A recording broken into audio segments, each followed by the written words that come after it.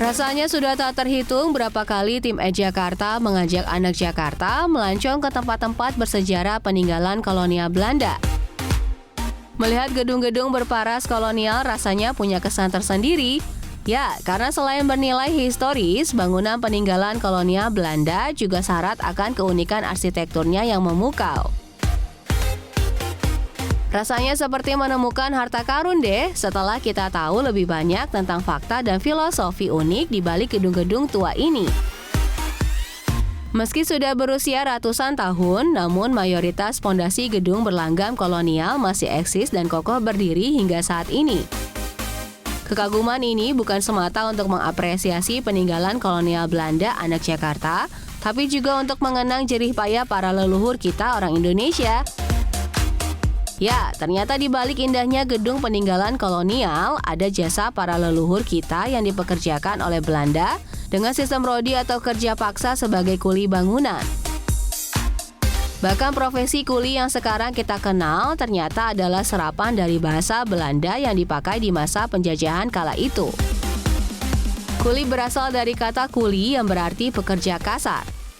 Ya, tanpa tangan-tangan terampil orang Indonesia, mungkin rancangan desain megah karya arsitek Belanda hanyalah sebuah konsep di atas kertas tanpa realisasi di lapangan. Di antara gedung-gedung tua peninggalan kolonial Belanda, salah satu yang tim Jakarta sering kunjungi adalah rumah-rumah ibadah bersejarah di Jakarta, dari masjid, gereja, pura, wihara, hingga kelenteng. Selain merujuk pada riset lapangan, tim Jakarta juga bersandar pada literatur. Satu di antaranya adalah catatan penting Adolf Hucken, agamawan dan penulis buku sejarah Jakarta. Semua rumah ibadah yang ditulis Hucken sudah pernah tim Jakarta ulas di episode-episode sebelumnya.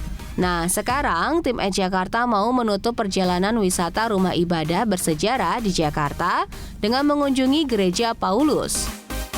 Ya, gereja dengan arsitektur klasik ini langsung menyita perhatian mata sejak pertama kali kita melihatnya. Berdiri pada Jumat 3 Januari 1936, Gereja Paulus menjadi sarana ibadah bagi The Evangelist Gemeente atau jemaat agama Kristen Protestan. Ya, di masa kekuasaan Belanda, penyebaran agama Kristen Protestan memang begitu masif di Hindia Belanda, terutama Batavia. Karenanya tak heran sebelum Gereja Paulus berdiri, ada beberapa gereja Protestan lainnya yang lebih dulu eksis di Batavia, seperti The Willem Kerk atau Gereja Immanuel di Gambir, The Nieuwe of Hanjes Kerk atau Gereja Penil di Pasar Baru, The Portuguese of Buitenkerk atau Gereja Sion di Jayakarta. Hadirnya Gereja Paulus diinisiasi oleh para umat Kristiani yang menginginkan adanya gereja keempat yang dibangun di salah satu lokasi paling strategis di Batavia, yaitu kawasan Menteng Jalan Imam Bonjol dan Jalan Diponegoro atau Oranji Nasa Boulevard yang kini menjadi Masjid Agung Sunda Kelapa. Dari segi arsitektur, Gereja Paulus terbilang unik. Ya, gereja ini dilengkapi dengan menara ramping yang tinggi menjulang. Di bawah atap menara ada 4 jam besar yang masih berfungsi hingga sekarang. Oh ya, ternyata gereja ini juga punya ornamen ayam seperti Gereja Penil. Masuk ke altar gereja, Pendeta Gereja Paulus Widiati Simangungsong menjelaskan, meski usia gereja saat ini memasuki 86 tahun, namun cukup banyak elemen gereja yang masih otentik sejak gereja berdiri. Ornamen berunsur kayu seperti pintu, dinding, lantai, dan sebagian kursi jemaat. Jika kita jeli melihat kursi-kursi jemaat ini, maka akan terlihat perbedaan gradasi warna dari tua ke cerah.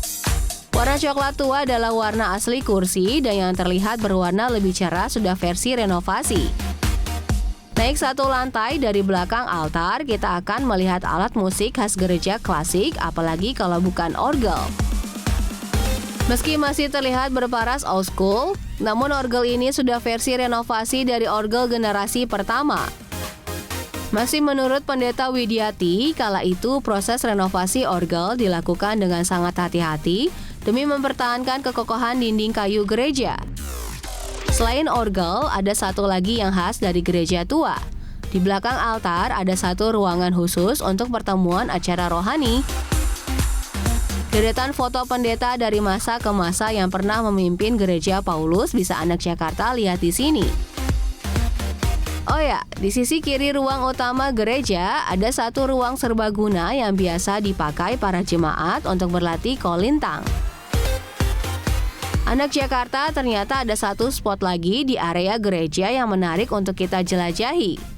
Ya, di masa kolonial Belanda dan pasca kemerdekaan, para pendeta yang bertugas di gereja Paulus bermukim di rumah dinas ini. Namun, kini pendeta tak lagi tinggal di sini, karenanya rumah yang masih otentik bergaya kolonial ini kemudian dialihfungsikan sebagai kantor administrasi. Meski Belanda begitu kental di gereja ini, namun budaya negeri kincir angin itu pun perlahan pudar di masa kedudukan Dai Nippon. Ya, menurut catatan sejarah, bahasa Belanda yang awalnya digunakan sebagai bahasa pengantar utama dalam kebaktian, kemudian dilarang pada masa itu, berganti menjadi bahasa Melayu yang bercampur dengan bahasa Belanda. Pendeta-pendeta asal Belanda pun akhirnya ditawan di kamp konsentrasi Belanda. Sejarah kelam itu terus terjadi hingga akhirnya Indonesia merdeka dari penjajahan Belanda maupun Jepang. Menurut Pendeta Widiati, dengan riwayat gereja Paulus yang merentang panjang itulah jemaat di sini umumnya turun-temurun dari generasi ke generasi.